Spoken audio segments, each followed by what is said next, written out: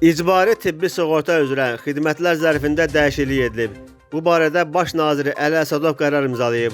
Dəyişikliyə əsasən sığorta olunan ixtisaslı həkimin göndərişi əsasında tibbi göstərişi olan ambulator şəraitdə göstərilən MRT və KT xidmətlərinə görə hər müraciət üçün bu tibbi xidmətlər üzrə tarifin 20%-i müştərək maliyyələşmə məbləği hesabına ödəniləcək.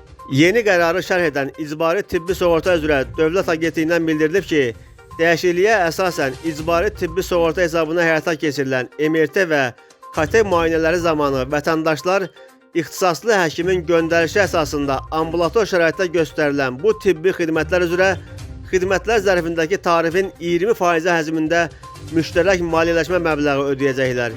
Tibbi xidmətin tarifi üzrə qalan məbləğ isə icbari tibbi sığorta üzrə Dövlət Agentliyi tərəfindən qarşılanacaq. Nümunə olaraq qeyd edilir ki, ambulator tibbi xidmətlər üzrə MRT və KT müayinələrinin tarifləri nahiyədən asılı olaraq 50-120 manat arasında dəyişir.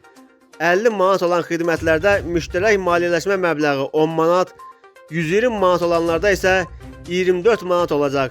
Başqa sözlə, müayinələr zamanı vətəndaşlar minimum 10, maksimum 24 manat ödəyəcəklər. Yeni mexanizm ixtisaslı həkim göndərişi əsasında dövlət və özəl tibb müəssisələrində tətbiq ediləcək. İxtisaslı həkim tərəfindən tibbi göstəriş olduğu halda MRT və KT müayinəsinə pasiyentə göndəriş veriləcək.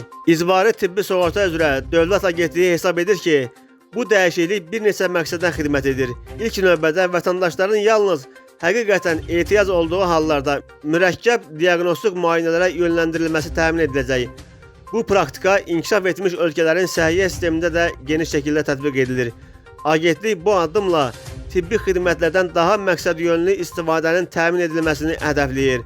Eyni zamanda müştərək maliyyələşmənin tətbiqi tibbi resursların daha düzgün idarə olunmasına şərait yaradacaq deyə İcbari tibbi sığorta üzrə Dövlət Agentliyinin məlumatında bildirilir.